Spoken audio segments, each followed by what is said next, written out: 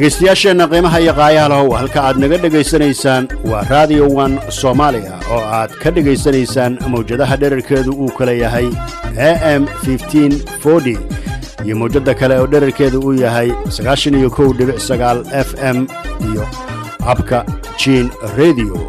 waxaa barnaamijyadan idiin soo gudbinaya anigoo ah Muuse Kuulow, Xuseen Nuur Xaaji iyo Yaasiin Abikar. waxaan idin leenahay habeen wanaagsan.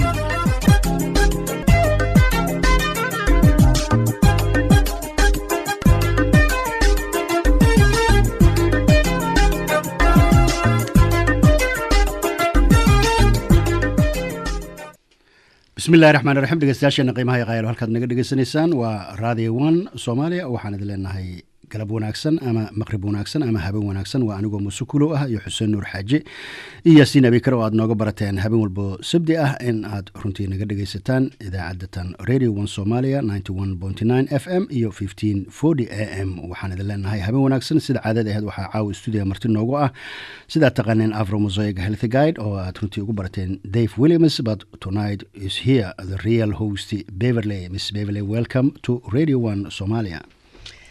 Thanks very much, Moose, and good evening, everyone. Thank you for joining us, and welcome back. We will say real host is back. Hussein, adigana kusoo dhawow Radio 1 Somalia habeen wanaagsan. waad mahadsantahay Muuse, dhegeystayaashii adigu waan doonaa. Masha Allah. Beverly, really we miss you many months, but really we get you back. Afro Mosaic Health Guide, the expert of health issues. What we have tonight? well, Moose, tonight I'm going to talk about, it's actually a phrase that I've coined, and I'm going to call it ancestral diet. I think it's really important for us in the Afro-Mosaic community to be aware of our ancestral diets, what our ancestors ate, what we ate as children growing up, how we've moved away from that diet, and the effect and impact it's having on our lives. So tonight I really want to highlight 3 different foods, and those 3 foods really came to mind because I just came back from Jamaica. I spent 2 weeks in Jamaica and really spent 2 weeks eating the foods of my childhood. I ate well, and I was amazed at the end of the 2 weeks that I felt really, really well. I felt strong physiologically. And the amazing thing to me was I ate well, and I did not gain an ounce. I was the same weight when I left Toronto as it is when I returned. And so it really said to me, I need to explore and examine that a little bit more in terms of what it was I ate. Why is it that I felt so good? Because I actually feel stronger physiologically. So today I thought I would share with everyone 3 of the foods that I ate, and what's really astounding about those 3 foods are the amount of minerals and vitamins that's contained in these foods. So the first one that I want to talk about, and I think that everyone knows this, is yams. So not yams as in sweet potatoes as we know it in North America, but yams as we know it in Africa and the Caribbean. So we're talking about African yams. I mean, everyone knows that African yams are these starchy root vegetables or food, I guess you would call them. And everyone knows that they're starchy. It's a root. And there's so many different varieties. I mean, they're hard ones, there's soft ones, there's sweet ones. Some are waxy, some are a little bit drier. I think speaking for some of us, I mean, most everyone knows yellow yams or sweet yams, or one of the yams I discovered in Jamaica was called renta. I have no idea about the origin of that name, but renta sounded really interesting. And the texture was also really interesting. It was quite waxy. So what I want to talk about is eating this yam, and I nearly had a slice of yam every day. And I was surprised in terms of how much nutrients it has. It's full of fiber, and that fiber is in the form of starch and also sugar. But it has in a significant amount of potassium, also some protein, which was surprising because you tend to think about starchy foods not having protein, and the number of vitamins it has in B1, which is thiamine, B2, which is riboflavin, B3, which is niacin, and B6, which is pyridoxine. It also has folic acid, and it also has pantothenic acid. And these are the vitamins that help us to get energy, and also the energy that we're getting from carbohydrates and fats. Now, yam is also a complex carbohydrate. And what that means is, in addition to the sugar that it's providing to give us energy, it also has soluble and insoluble fiber.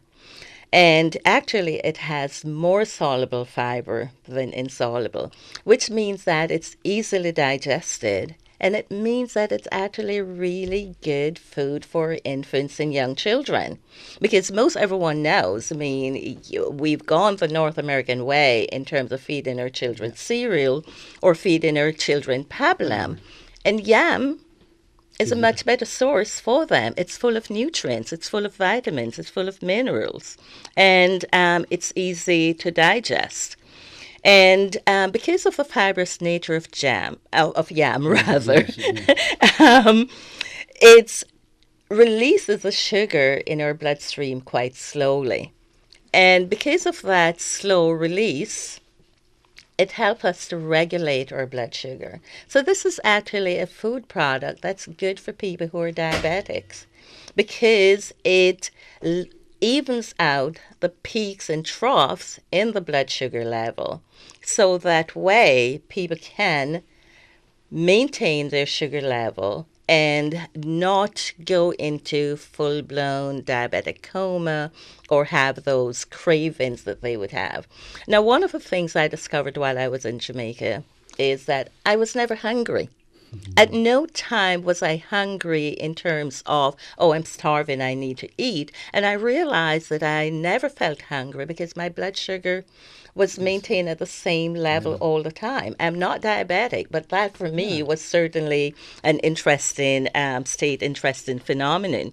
So because you feel full longer, it's also good for people who think about losing weight. Because again, if you're eating food that have really high glycemic index, I mean, it tends to spike your blood sugar, you become really hungry, and because you're so hungry, you tend to then binge eat. Whereas if you're eating a food product like yam, it levels out your blood sugar, and so you actually end up losing weight because you end up eating less because you feel full and you feel satisfied all the time. Now, what I also learned about yam, which was interesting, is that it also helps to lower that bad cholesterol, the LDL cholesterol. So it has this property that I didn't know about before I really started investigating why did I feel the way that I did. And another good impact it has is in terms of reducing colon cancer. And it reduces colon cancer because it does not allow other harmful substances that we're eating to stick to the colon. And so with it not sticking to the colon, then it reduces the potential for colon cancer. Yams are also rich in potassium, and I was amazed to know that 4 ounces of yam has as much as 816 milligrams of potassium, which is absolutely just phenomenal, because potassium, as everyone knows, helps to control our heart rate and our blood pressure. Now, the important thing, and what everyone should know, because I'm here saying that yams are really good for you, but again, portion control is really important, okay? So it's good for you when you're eating within the correct proportions. But if someone should suddenly decide that they're going to go on a yam diet, that's not the idea, okay? Yam still has to be combined with proteins and also fruits and vegetables to get the full impact of it. So again, it's what we've grown up eating, what our ancestors ate, and I would just encourage everyone to start including yams in their diet. And by that I mean African yams or Caribbean yams. So do you think that yam we can find here in Canada or in Toronto? We absolutely can, because one of the things I noticed, and I have to say that I'm guilty of it, all the supermarkets have yams. We're very wholesale also. They carry. That's right. Yeah. Yeah, absolutely.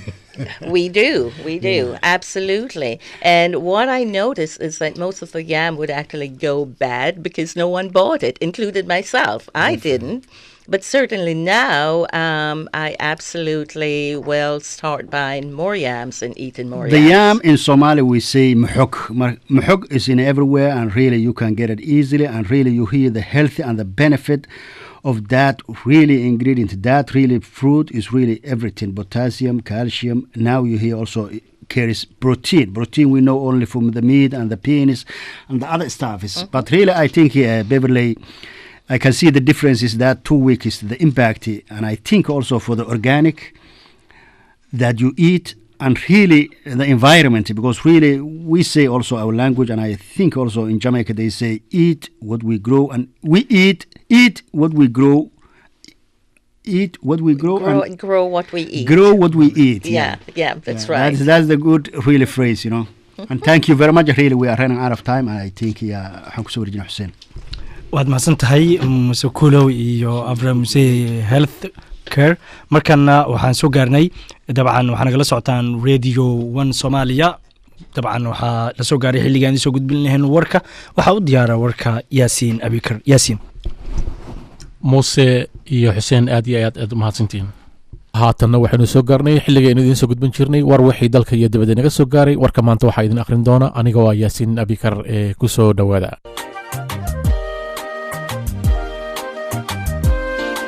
السلام عليكم ورحمة الله وبركاته. قضبضة راديو 1 وركز ما انت عدك مقالي دونتا waxaa kamid ah madaxweynaha dawladda federaalka Soomaaliya oo sheegay in ay kala xisaabtami doonaan musuqmaasuqa dhammaan hay'adaha dawladda.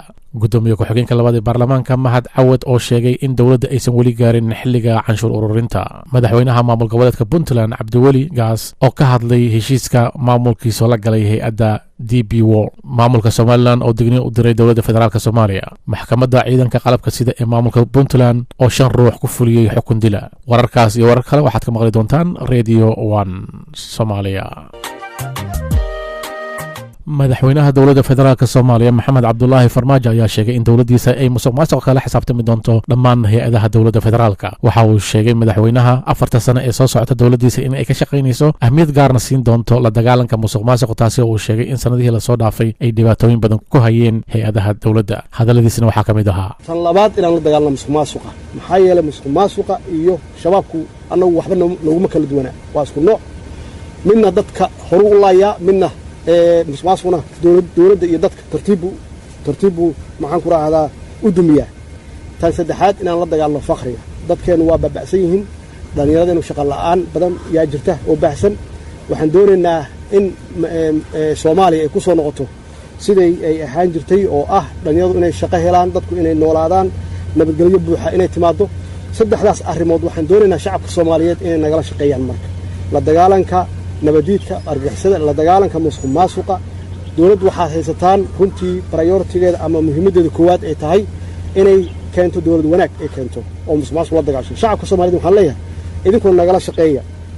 qaybta faqriga way imaanaysaa haddii la keeno, haddii lala dagaalo nabadgelyo xumada, haddii lala dagaalo oo shabaabka lala dagaalo iyo cid walba oo runtii Soomaaliya dhibkeeda ka shaqaynaysa, musuqmaasuqna lala dagaalo, waxa weeye faqriga waa laga baxayaa.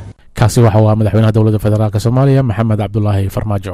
gudoomiye ku-xigeenka labaad ee baarlamaanka dawladda federaalka Soomaaliya Mahad Cabdulla Cawad oo marti ku ah barnaamij ka baxaya TV-ga dawladda ayaa ka hadlay arrimo badan oo la xiriira howlaha baarlamaanka. mar uu soo hadal qaaday arrimaha canshuuraha ayaa waxa uu sheegay gudoomiye Cawad in aysan dawladdiisa weli gaarin hanaanka canshuur qaadista, isagoo sheegay in hadda la qaado adeega oo kaliya oo aan la qaadin canshuur.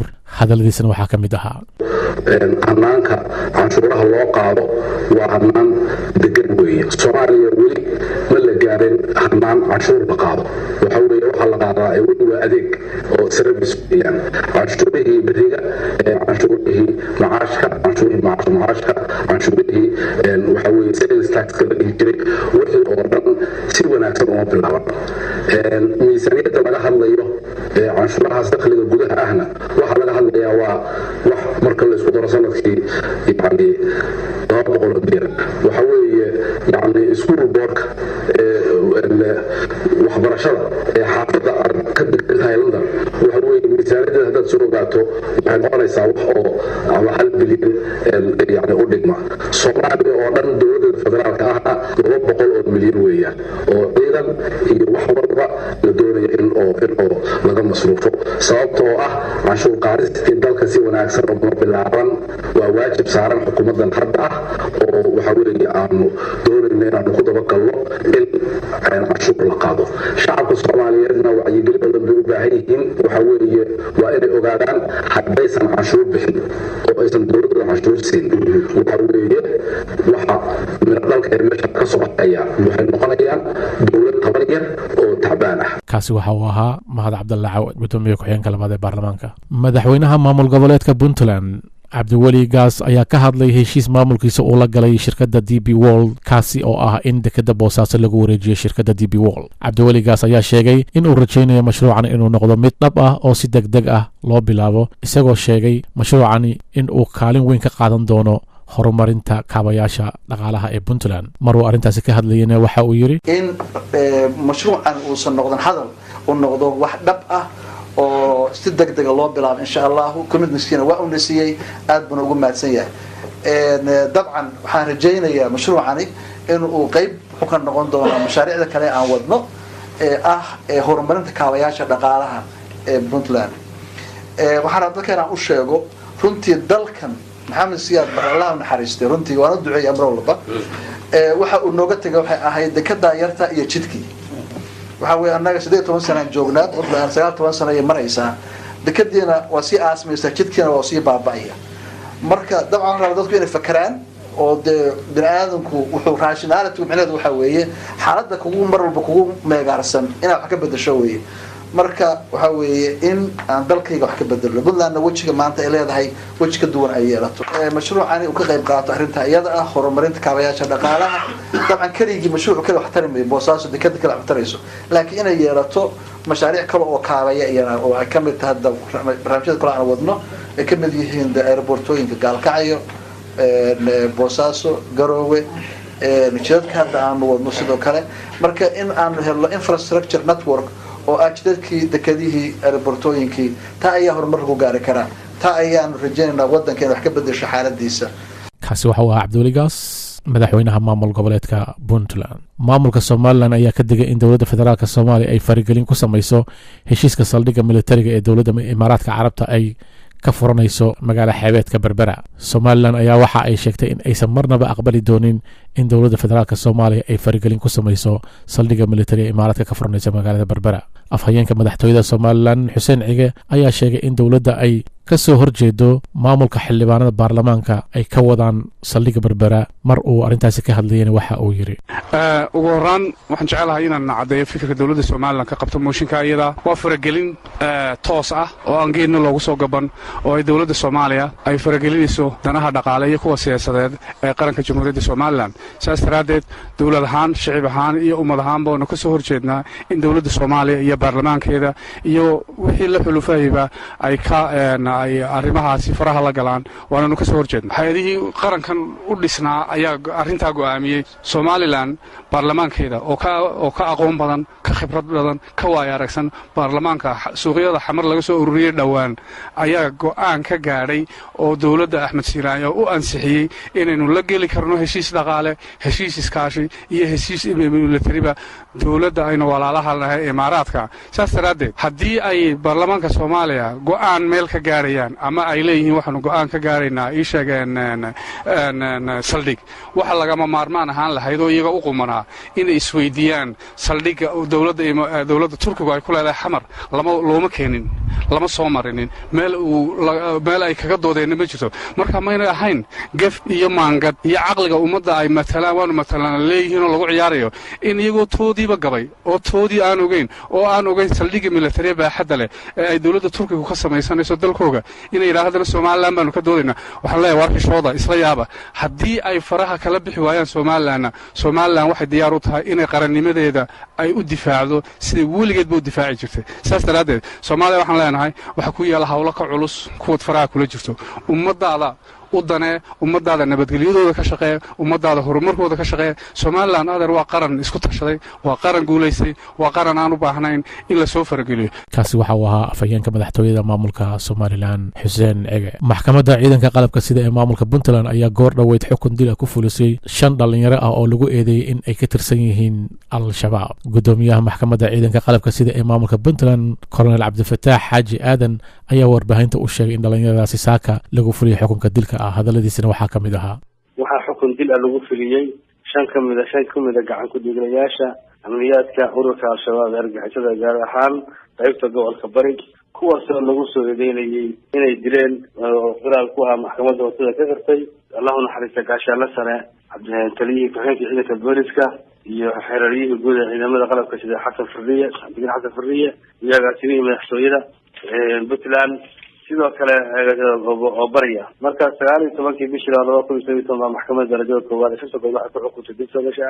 19 bishii 3 2017 maxkamadda sare ee Racfaanka 7 kamid ah waxay ku xukuntay dil soogasha labana waxay ku xukuntay xabsi daa'im maantayna waa la fuliyay shantii baa la fuliyay maantana waxaa maxkamadda waxa la fuliyay shantii kaasi waxa uu ahaa gudoomiyaha maxkamadda ciidanka qalabka sida ee maamul goboleedka Puntland maxkamadda gobolka Hargeysa ayaa maanta waxa ay 2 sano oo xariga ku xukuntay wariye Cabdimaalik Muuse Coldoon xukunka maxkamadda ayaa waxa ay u cuskatay eedo loo soo jeediyay Cabdimaalik oo ay kamid ahaayeen faafin warar been ah guuleed Axmed Jaamac oo kamid ahaa qarinadii u doodiyay wariye Cabdimaalik oo arintaasi ka hadlaya waxa uu sheegay in maxkamadda aysan u dhicin si cadaalad ah aadna uga xun yahay go'aanka ay gaareen maxkamadda maruu arintaasi ka hadlayeen hadaladiisa waxa kamid ahaa xafiiska xiraarintu wuxuu Coldoon ku soo eedeeyay eedo dhowr ay ugu weyn tahay inuu xigay xamar oo uu ololeeyay ama taageeray madaxweynaha cusub ee Soomaaliya loo doortay Maxamed Cabdullaahi Farmaajo falkaas oo xiraarintu ku tilmaantay inuu jibinayo xeerarka dalka oo yahay qaranka waxyeellow yahay taas in kolka maxkamaduna ku raacday ku ayiday ujeedada ugu weyn ama waxa weyn lagu xukumayna waxa ahayd tigidiisa xamar iyo facebookiisa fiidiyo soo dhigay oo muujinayay isagoo xamar jooga aad baan uga xunahay manaan filaynin in Cabdimaalik Muuse Coldoon la xukumo waxaan arkaynay doodayadana ku salaysan cadeymaheedina keenay inaan Cabdimaalik wax dembiya aan Soomaaliland ka gelin qawaaniinteeda iyo shuruucda u yaalana aanu jibinin marka maanaan filaynin in lagu xukumayo xarigeynta la kumana qanacsanin aadna waan uga xun horta xeerka ciqaabta guud ee Soomaaliland isticmaasho 60kii baa la sameeyay Soomaaliland uu ka horeeyay oo wax badan oo Soomaaliland gudaheeda aan dadku jeclayn baanu ka bahadlaynin marka anagu ma qabnayna xafiiska xiraarintu keentay cadeyn muujinaysa inuu faldambiyeed ka galay Soomaaliland Cabdimaalik Muuse Coldoon in Farmaajo la taageero iyo in loo hambaliyeeyo iyo in xamar la tago midkoodna shuruucda Soomaaliland dambi kama dhigayaan balse siyaasiyiinta Soomaaliland qaarkood baa hambaliyay madaxweyne Farmaajo oo dunida dhan ay isku jirto dadka qadiga oo fikra jeclaystaan marka wuxuu Soomaaliland ka galay iyo qaanuun Soomaaliland yaa loo jibiyay lama cadeynin sanana ugu qabno waxaan qabnaa in anagu keenay cadeyn ku filan Cabdimaalik uu ahaa nin wanaag ka shaqeeya oo Soomaaliland wax tarkiisa ka shaqeeya oo heeso wanaagsan u qaaday oo weligiiba wax waxyeelo u geysan kara Soomaaliland inaanu sameeyay kaasi waxa uu ahaa guuleed Axmed Jaamac oo kamid ahaa qarinadii u doodayay wariye Cabdimaalik oo ay maanta maxkamadda magaalada Hargeysa ku xukuntay muddo 2 sano oo xarig ah dhageystayaal war wixii dalka iyo dibadda naga soo gaaray oo aad ka dhageysanayseen Radio 1 maanta intaas ayuu inooga dhan yahay tan intayna kulmi doono mar kale waxaynu idin leenahay habeen wanaagsan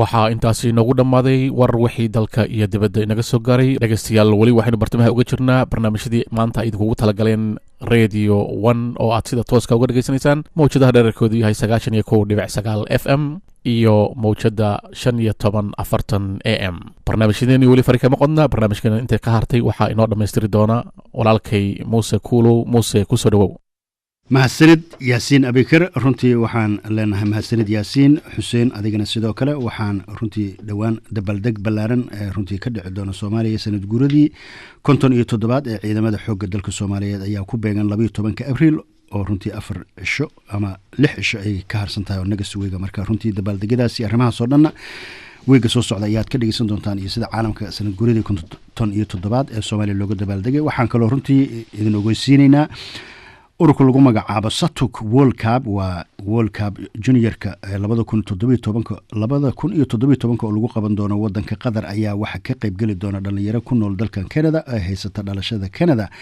waxaana runtii mas'uulka arrimahan Cabdiraxiin Cali Raage waxaana runtii ka soo qayb gali doona 32 dawladood da'da loo baahan yahayna waxa leeyahay waa inuu dhashaa 2003 runtii qarashka diyaaradda raashinka dalxiiska iyo hoteelka waa free waa laga bixin doonaa marka runtii qof alla qofkii doonaysa in caruurtiisii ay ka qayb gasho koobkaasi lagu qaban doono dalka Qatar waxaa loo geysinayaa inuu la soo xiriiro Cabdiraxiin Cali Raage oo runtii hadeertaan u qaabishan arrimaha runtii Satak ee World Cup ka dhici doona dalka Qatar marka hadaad haysato nin dhalinyaro ah ee ku firfircoon kubadda cagta waxaan idin leenahay la xiriir Cabdiraxiin Cali Raage oo telefonkiisu uu yahay 416-357-5133 bal Xuseen aan kugu soo dhaweeyo waa tahay mas'ad mahadsan tahay dhegeystayaal Radio 1 Soomaaliya ayaad weli nagala socotaan haddii aan eegno dalkan Canada-na haddii ay bakaraal noqdo 12 bishan waa arbacada soo socda haddii ay bakaraal noqdo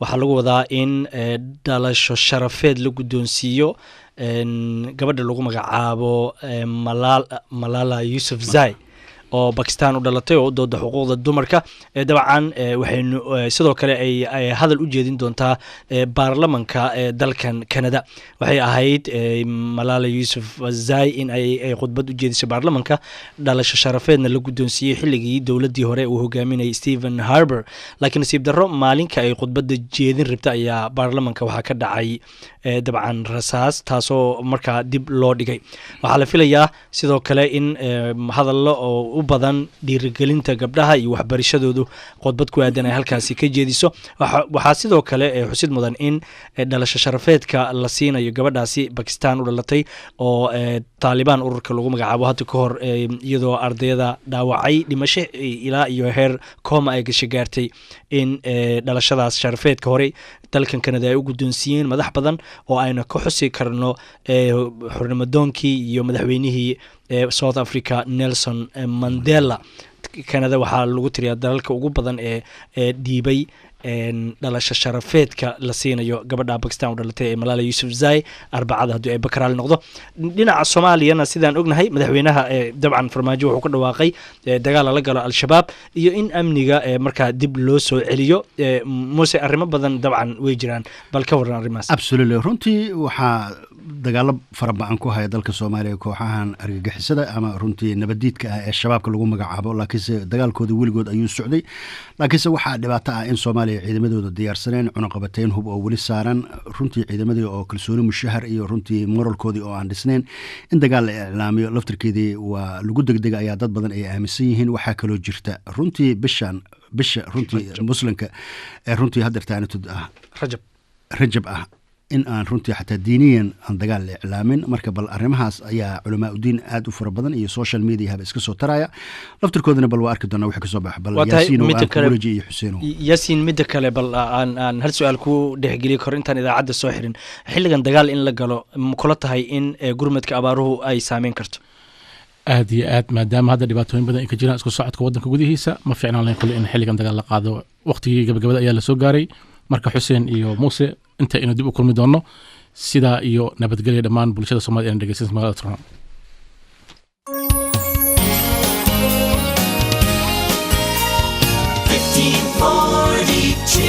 AM